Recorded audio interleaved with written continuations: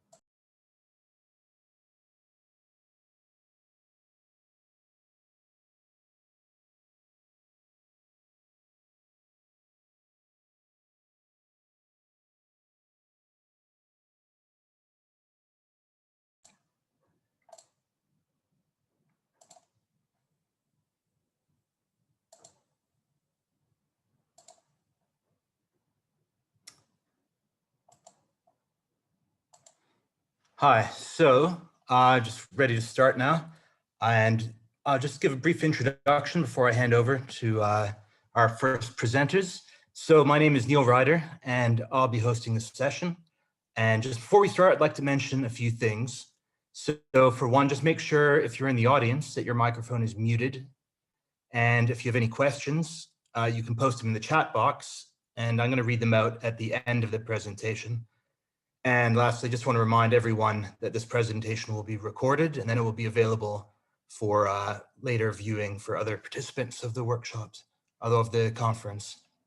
So the title of this first presentation is What Good Came Out of the Postponed University Entrance Examination Reform in Japan. Our speakers are Shuken Shiozaki and Keita Nakamura. And I'll give you a very brief introduction of them. Shuken Shiozaki is the manager of the Educational Business Division at the Eiken Foundation of Japan. He's in charge of promoting the IELTS tests, TEAP and Eiken across Japan. And Keita Nakamura is a researcher and also the manager of the Research and Development section at the Eiken Foundation of Japan. He's also a doctoral student at Waseda University School of Education. So if our presenters are ready to start, I'd like to hand things over to them now. Okay, thank you, Neil, for the kind introduction. Let me mute this. Okay, can you hear? Yeah, I can hear you fine. Could you mute the microphone?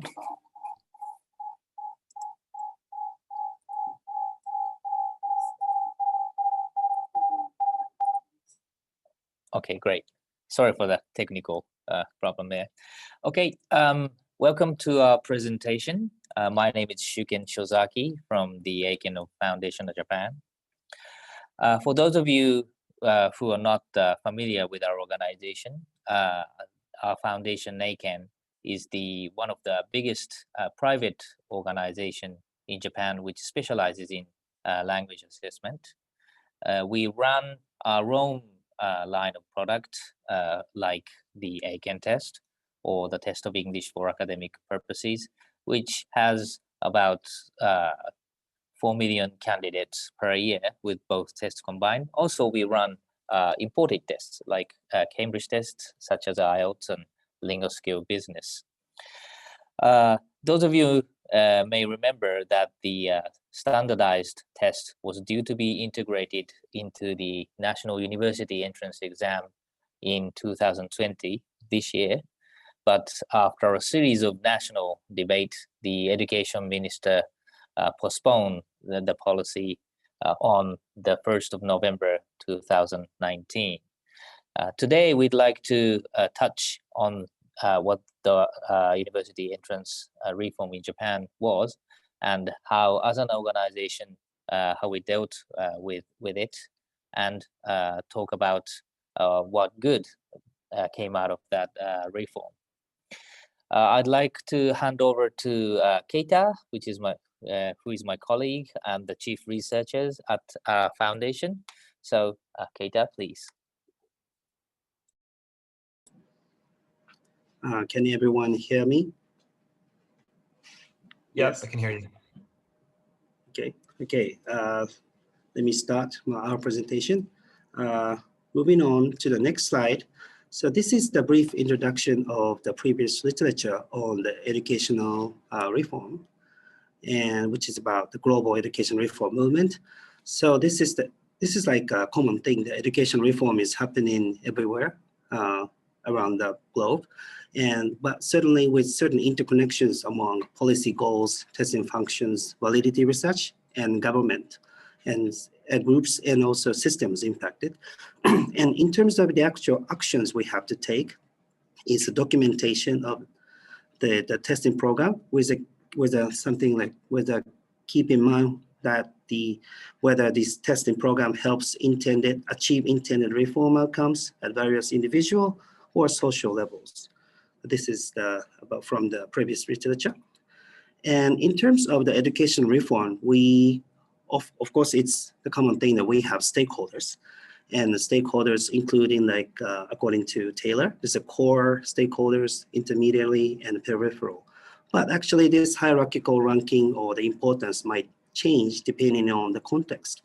So, but because the different stakeholders have different perspective or different very unique interest in certain things. So this order of the co-op to peripheral might change depending on the context.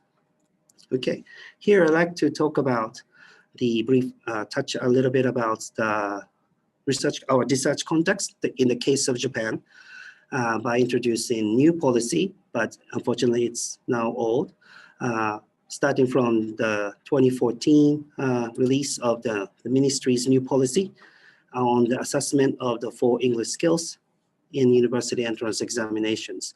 So 2014, the ministry released this plan, which allows university to use externally developed standardized tests for skill tests, in international one, or like IELTS, TOEFL, and also domestic one like Eiken, instead of in-house tests, so that at the same time, each university is also expected to use not only test scores, but like high school GPA, interview essays, and when making admission decisions. And under this new system, each university can choose which test they want to use for admission purposes and which CFL level they want as a requirement. And based on the policy, the third-year high school students can choose, but actually they have to, maybe they're predetermined based on this university's decision, but they can choose the test they want to take and ask the score reported to their target, their first choice or second choice universities, right? Within the April to December period, because Japanese educational system starts from April and ends in March. Okay. So continuing the new policy, which is also about the revision of the national center test. So the currently 2-skill NCT national center test will be continued until 2023, when it will be abolished. But until then, applicants have several choices. Maybe they can take the national center test, or they can take the standardized test like Eiken or IELTS TOEFL, or they can take both. Students can take standardized tests up to 2 times, as I said in the earlier slide, within this window for admission purposes. So this is the overflow. This is a flow of the new system, which was originally planned. Since the release of 2014 new policy, and we started the discussion, Eiken was also part of the discussion member, which we were invited to discuss many things. But around that time, maybe during 2016, 17, 18, a lot of stakeholders raised their voices against this new policy, including the famous university professor, Professor Abe, wrote this book, The Worst Ever English Policy, 4-Skill Testing is Full of Lies. And around the same time, another university professor wrote this kind of book. And at the same time, the major language testing association in Japan, JLTA, another, this is testing conference, testing association, but JRAT, they also released a kind of statement asking, maybe taking more time to discuss many things before we actually start the new system. And also, University of Tokyo as an individual university, set up a working group and made these several suggestions. Maybe the first one is that the University of Tokyo will not ask applicants to submit English standardized test. So this is, they make it clear that they are not making this as a requirement for incoming applicants, right? Okay, so based on this, this is the time 2018-17 was the time that this is a newspaper everywhere, news program and newspaper journals and magazines. Everyone is talking about this issue almost daily. And then we have this day in 2019, November 1st, that the Minister of Education officially announced the postpone of new system, which was planned to utilize the English test. At the same time, actually, he said two things: to postpone. Another thing is to aim for 2014 to set up a new council or discussion meeting to discuss the evaluation of full skills for university entrance purposes and plan to release a conclusion within a year. Okay, so this was the context. And after a couple months after the announcement, the postpone, there's another council, Central Council for Education under the ministry. This council released 8 major issues related to the use of English tests for admission purposes. There are many, and start from 1, not enough care for test taker who live in remote area, and not enough care for test taker who are in financial needs, and test taker for special accommodations, including like visual, auditory handicaps, and not enough discussion to assure the appropriateness of CFL test converting table. And number 5 is not enough discussion to avoid the acceleration of test preparation practice from the earlier high school grade, and not enough discussion to the way the government should work with testing organization or private sectors. And 7.1 is not enough information about the administration of tests, including when this test takes place, where and how much, that kind of information. And finally, not enough information about how university utilize English tests, how like University A utilize what test with which CFL level band, something like that. Okay, so this is actually the official document released from the ministry. So I'd like to go in detail one by one. So about the first point, the ministry, actually, even before the announcement of postpone, ministry tried many things. And the first one is conduct needs analysis, asking test takers which test they want to take, when and where, so that this kind of information is very essential for testing organizations. So they conducted this kind of study. And the ministry also asked universities or local governments to provide testing centers or testing rooms. Okay, so the ministry tried many things, and one of them is this. And the second point is that in terms of the care for the students in financial needs, the ministry, again, tried many things, asked additional test fee reduction to us or testing organization. And the second point, they also released new detailed information about the scholarship program for low-income family. And finally, the ministry also released a plan, asked for additional budget to accommodate test taker who live in remote area, who they have to travel to other cities to take the test, like including test fee, the hotel fee, or transportation fee. And so moving on to next slide. Slide 3.3, not enough care for test taker who need special accommodation. So this is what degree of special accommodation depending on the policy of each individual testing organization. So still, this issue has not did not have any standardized style of operation across different tests. The fourth point is discussion, assure the appropriateness of score converting table. So the validity was established because each testing organization conducted a standard setting and submitted the report. But still, what test score is related to which other scores other test score. So this psychometric issue was not, according to this document, were not fully discussed. And 5.1 is how to avoid test preparation. So because since high school students, third-year students can take the test from the April, so it will be the time that students just started the third year of high school. So some people worried about that will accelerate the test practice, practice, not focusing actually on the English learning. And the sixth point is the way government works with testing organizations. So originally the minister can only make, they can only ask, they cannot really make any, requirements for us to do anything. So that was, some people said it's an issue.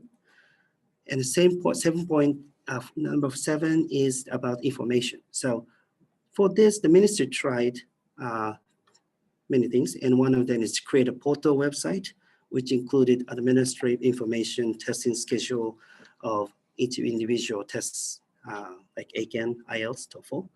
And finally, about this issue, the ministry also set up a portal website, which included which university, which department will use what English test with what CFL level. So even though this is 8 issues and the government tried many things, but even before the November 1st, but still the general public opinion was raised, and we decided to postpone the new system. So after this, after November 1st, for this conference as well, I tried to connect what has happened in the case of Japan, which happened national level, to the theoretical framework, which I know. So of course, this is for the test development and validation, but I thought that it can be applied as well for the social issues like this. So, which I would like to ask the audience opinion advice. So I have just started, so I really welcome your opinion.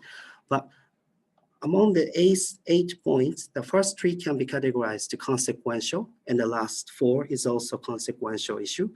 And only those CFL test converting table, this accuracy and the validity can be categorized under criterion related. Okay. So for this, I thought that these 8 issues can be categorized into mainly 2 parts.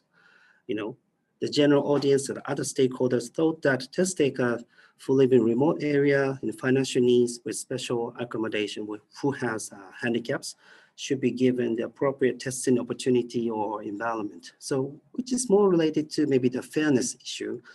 If one type of students will not get the equal opportunity, they will be disadvantaged against other stakeholders. And another point is, the other point is the test takers should be given appropriate or adequate information for the test administration and university score use for admission purposes. Right?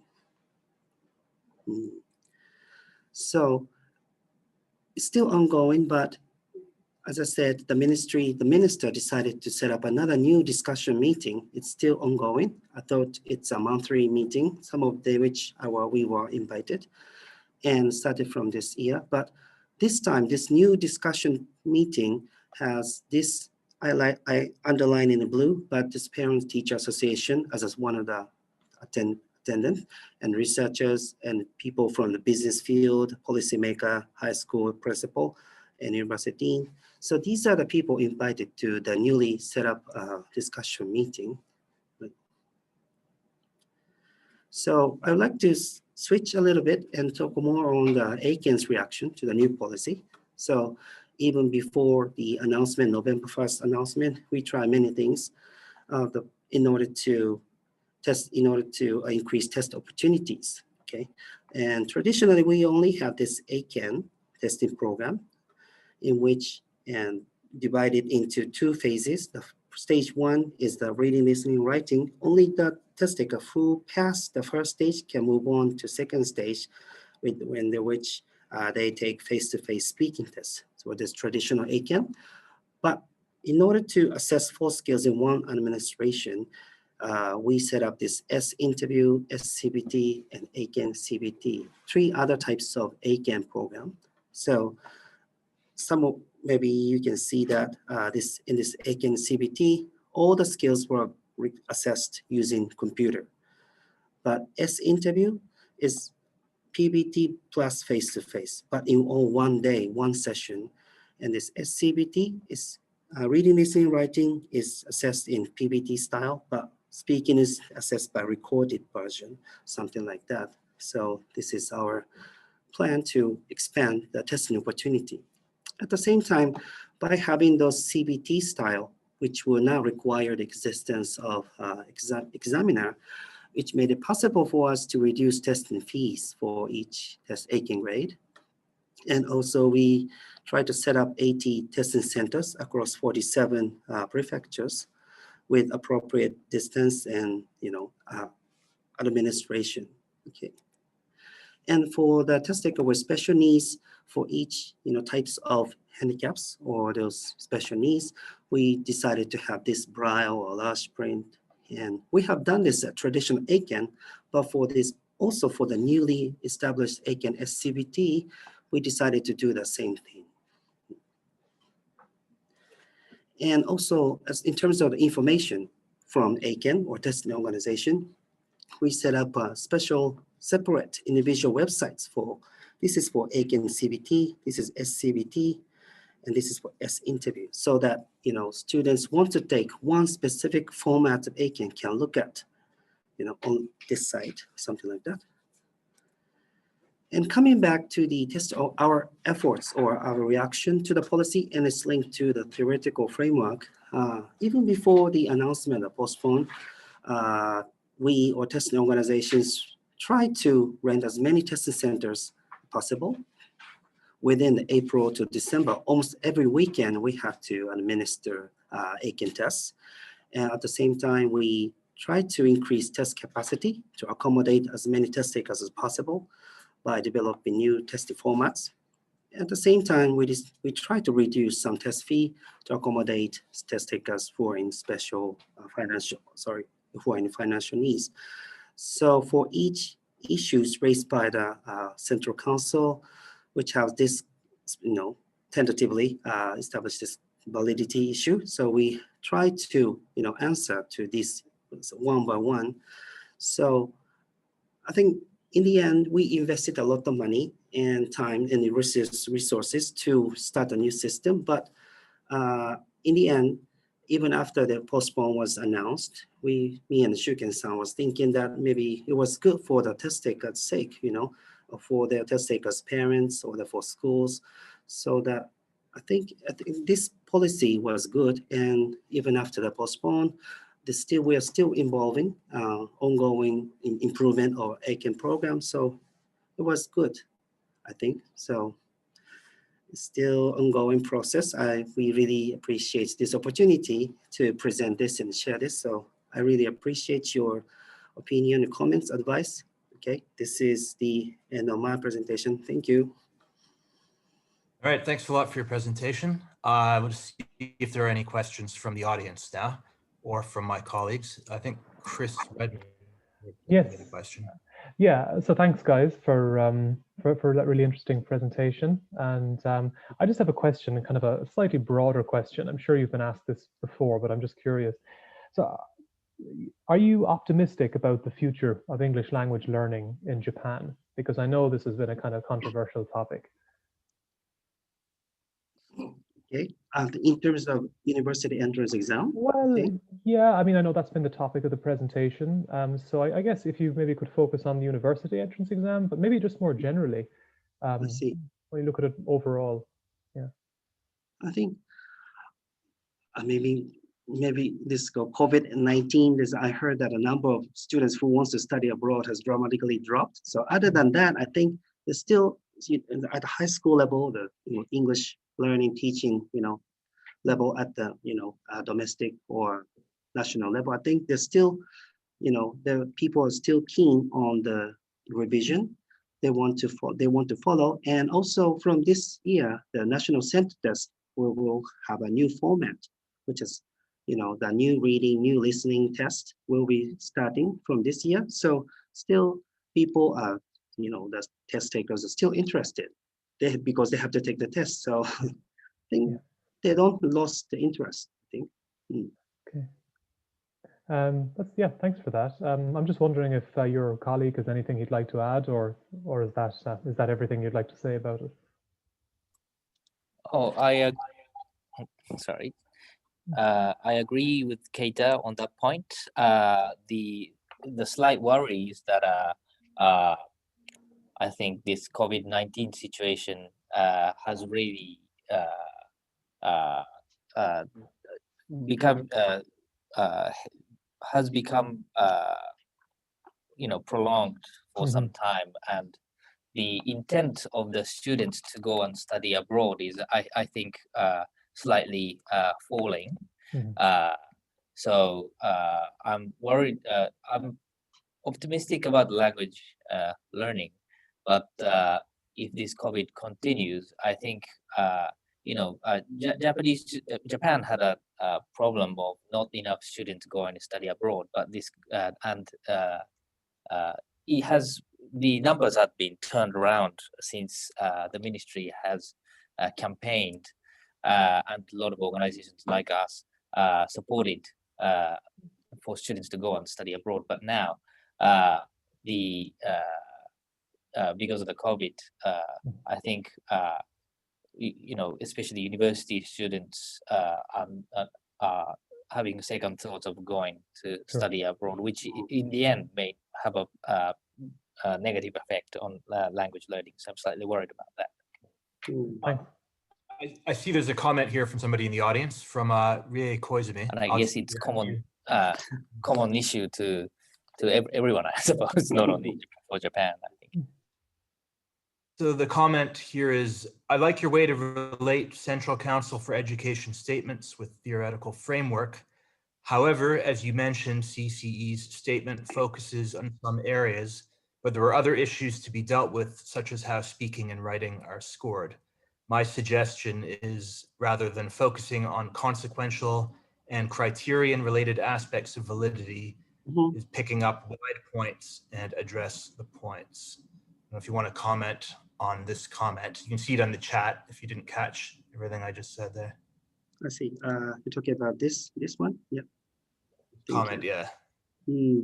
Of course, where they live and whether they in need of financial needs, or whether they have any specific handicaps, certainly in this test taker or the context, how they learn, how they take the test might affect. So I'm not going to say that this is exclusively about this specific validity, but of course, these are all interconnected. Yeah. I noted earlier in your presentation, you mentioned something. There was a book that was written about the lies of a fourth English. I started laughing when I heard that. Well, did you read that? Do you know why there was such a hostility from that particular author? Just out of curiosity. About this? Yes. Kindly, yeah, this book. Yeah, I read this. I bought it. Yeah. What was the key argument he had? I think this is about the way, it's more like a sociology issue, how the government should have worked with testing organizations and made information available to the general public. He criticized that kind of like a miscommunication, and also about the various issues, not enough information for the people in special needs or financial needs. But mainly about maybe the social issue, Okay, not the actual concept of testing for skills, but just the implementation. Yes. That's my understanding. All right. Chris, I don't know. I don't see any more questions from the audience. No, I think we can probably wrap up. Yeah. So Neil, if you want to just close it up. Yeah. All right. So thanks a lot to Mr. Nakamura and Mr. Shiozaki for joining us today. And this next presentation is going to be starting at, I believe, 2:20. So you got a 10-minute break here. And I'll just let you know the title of the next talk is going to be Developing a Test for an Alaskan Native Language, which is